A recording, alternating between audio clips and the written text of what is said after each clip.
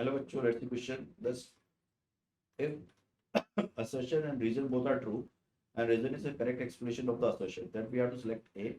If both are true but reason is not correct explanation of assertion, then B is true. If assertion true, the reason false, then C. If both are the false, then D. Assertion पढ़ लेते हैं. The star which are not resolved, the image produced by the objective of the telescope can't further the resolve the eyepiece. Reason, the primary purpose of the eyepiece of the telescope is provide a magnification of the image produced by the objective. तो बच्चों अगर अपन यहाँ से देखें तो की concept क्या हो गया अपना? की कॉन्सेप्ट हो गया, की concept this is resolving power. Resolving power. तो बच्चों जो रिजॉल्विंग पावर ऑफ टेलीस्कोप लिखता हूं मैं, रिजॉल्विंग पावर टेलीस्कोप क्या होती है? That is equal to capital D over 1.22 lambda. ठीक है. तो रिजॉल्विंग पावर दो चीज पर डिपेंड करती है. फर्स्ट प्रोपोर्शनल टू डी पर, and resolving power inversely proportional to lambda. Now अगर हम क्वेश्चन को देखें तो मान लो ये आपके पास एक ऑब्जेक्टिव है और यहाँ पर कोई ऑब्जेक्ट रखा हुआ.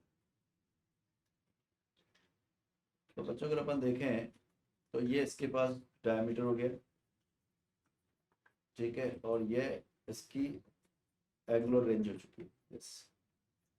अब अगर हमारा जो ऑब्जेक्टिव है, if this is not able to resolve the two closest object, then obviously your eyepiece could not be able to do so also. ऐसा क्यों होगा? क्योंकि अगर आप देखोगे तो इसकी रेंज जो होगी, देखो वो डिक्रीज कर जाएगी. ठीक है. इसकी जो रेंज होगी वो आपके अब डिक्रीज कर जाएगी. तो अगर ये रेंज डिक्रीज कर गई तो इफेक्टिवली हम अगर अपन डायमीटर की बात करें, इफेक्टिवली डी विल डिक्रीज.